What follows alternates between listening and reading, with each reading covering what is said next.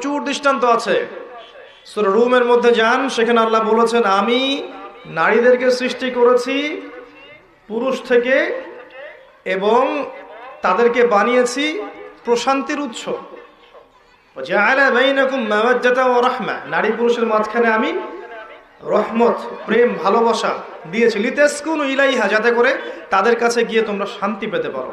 প্রিয় মা বোনেরা, আপনাদের পরিবারের দায়িত্ব হচ্ছে পরিবারের শান্তি স্থাপন করা এবং আপনার স্বামীকে শান্তি দেয়া, প্রশান্তি দেয়া।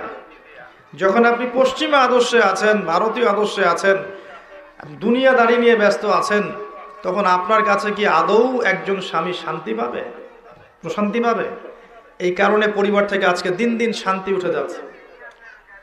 যখন আপনি স্বামীকে শ্রদ্ধা করছেন না, স্বামীকে সম্মান করছেন না, স্বামীর আনুগত্য করছেন না, স্বামীকে বিশ্বাস করছেন না, স্বামীর প্রতি ভরসা রাখছেন না, যদি আপনার স্বামী দিনদার হয়, তাহলে সেই পরিবারে কি শান্তি এবং সুকুন আসবে?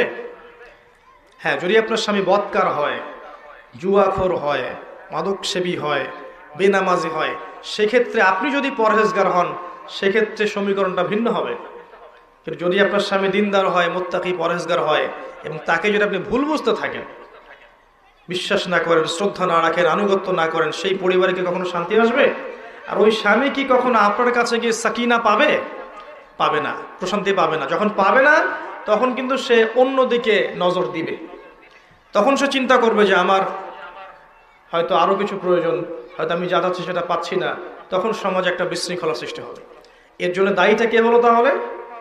ওই পুরুষ একাই দায়ী নয়, ওই মহিলাও কিন্তু সমানভাবে দায়ী। তো আপনাকে সৃষ্টি করা হয়েছে যাতে করে আপনি পরিবারকে শান্তি দিতে পারেন, একজন আদর্শ মায়ের রোল প্লে করতে পারেন, একজন আদর্শ বোনের রোল প্লে করতে পারেন, একজন আদর্শ স্ত্রী রোল প্লে করতে পারেন। এগুলো না হলে পরকালের মাঠে যদি পরিবার বর্গ, স্পেশালি স্বামী আপনার বিরুদ্ধে সাক্ষী দেয়, আপনার জন্য পুলসিরাত পার হওয়া কঠিন আছে।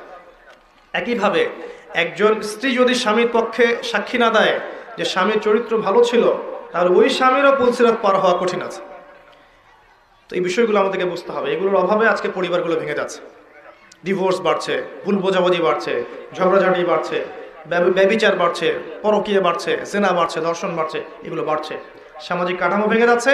ছোট ছোট মেয়েরা এবং ছেলেরা যখন পরিবারে বড় হয়ে উঠছে, দেখছে যে পরিবারের কাঠামো ভালো না, স্বামী স্ত্রীর মধ্যে সম্পর্ক ভালো না, পিতামাতার মধ্যে সম্পর্ক ভালো না, ওরাও দেখবেন বিক্ষিপ্ত একটা মানসিকতা নিয়ে বড় হয়ে উঠবে।